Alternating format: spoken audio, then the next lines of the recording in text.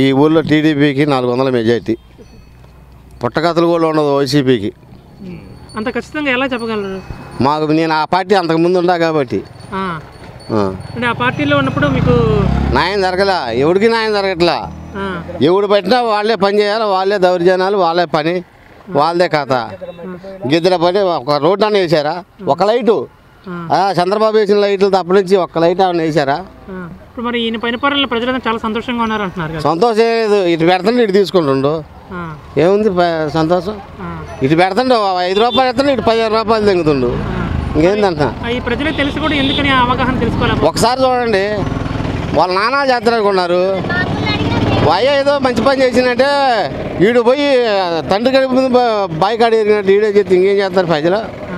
ఇప్పుడు ఆయన హయాంలో వ్యవసాయ పరంగా రైతులు చాలా సంతోషంగా ఉన్నారు, అన్ని పథకాలు అందని అన్నారు. దాన్ని కంటిన్యూ చేస్తూ ఈయన ఎందుకు ఇసుమంటి పథకాలు? 18 సంవత్సరాలు 45 సంవత్సరాలకు 18,000 అవసరమా? మందు కట్టలు ఎంత పెరిగినాయి? పామాయిల్ ప్యాకెట్ అమ్మిందా 190 రూపాయలు అమ్మిందా మనకేగా? ఇవన్నీ సరుకులన్నీ తగ్గించచ్చుగా, ఇవన్నీ అంటున్నా. అంటే చంద్రబాబు నాయుడు ఉన్నప్పటికీ ఇప్పటికీ డెవలప్మెంట్ అప్పుడు వాడు వచ్చింది లేదు పెట్టింది లేదు, ఆయనకు అక్కడ సరిపోయింది.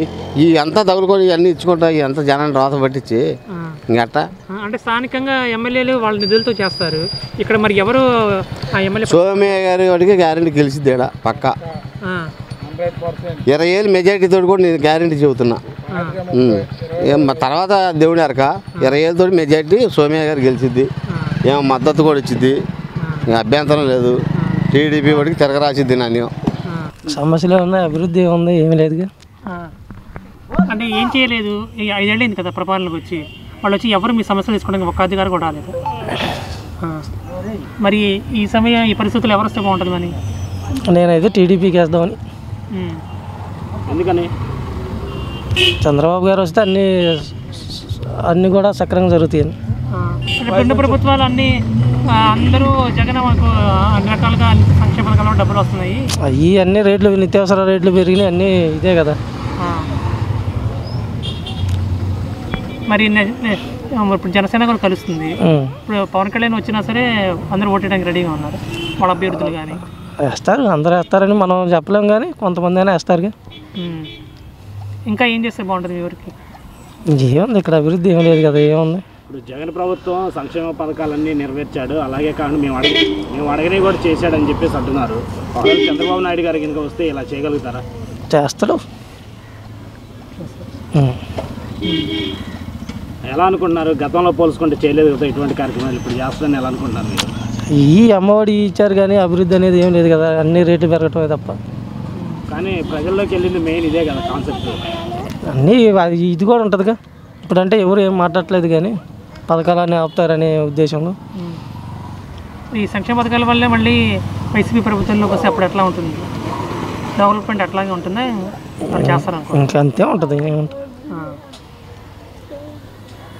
మళ్ళీ అవన్నీ తీయలేడు కదా, కంటిన్యూ చేయాల్సిందే. అంటే జగన్ గెలిచి ఇంకా అప్పులు ఎక్కువ అవుతాయి కదా. గెలిచింది ఒక్కసారే కదా.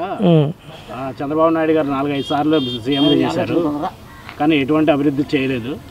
ఈసారి కనుక జగన్ గారు వస్తే మళ్ళీ కంపల్సరీగా అభివృద్ధి చేస్తారని చెప్పేసి. అభివృద్ధి ఎందుకు చేయలేదు? అంతకుముందు కూడా చేశారు కదా చంద్రబాబు. మా ఊర్లో అయితే అంతకుముందు సిమెంట్ రోడ్లు అవన్నీ వేసింది చంద్రబాబు గారు అయ్యాము.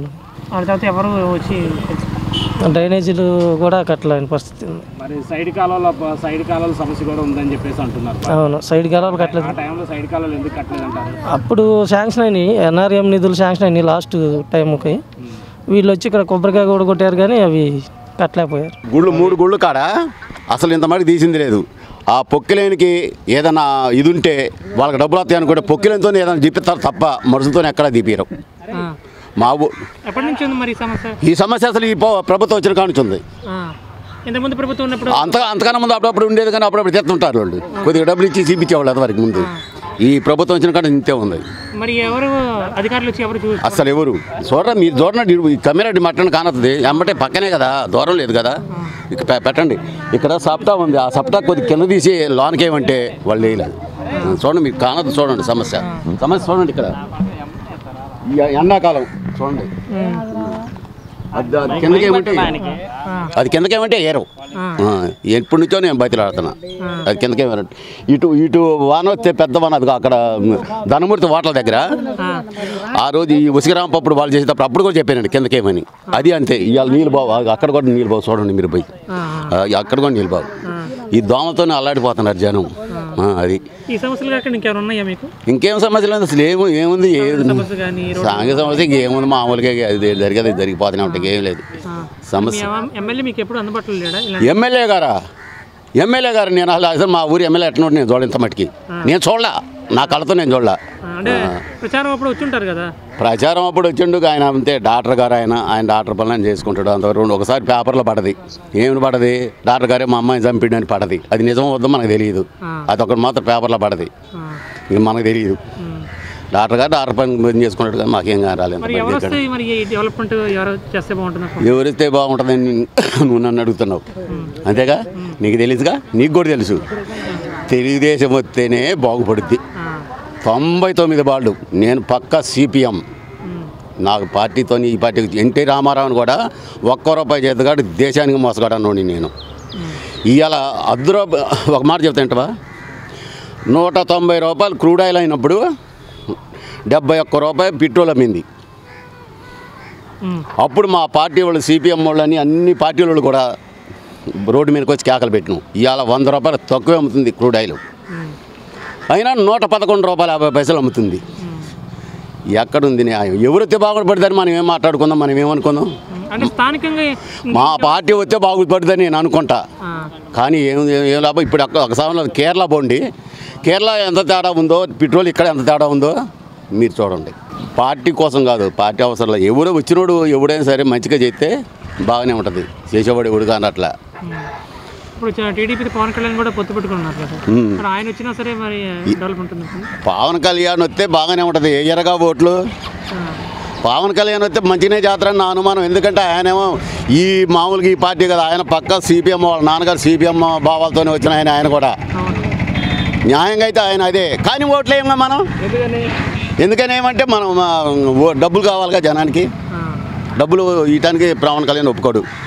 అందుకని 2 సార్లు ఎందుకు ఎవడైతే ఓడిపోతారండి పార్టీ పెట్టినోడు 2 సార్లు డబ్బులు ఎక్కినాక డబ్బులు తీసుకున్నారు అటు ఓటేశారు.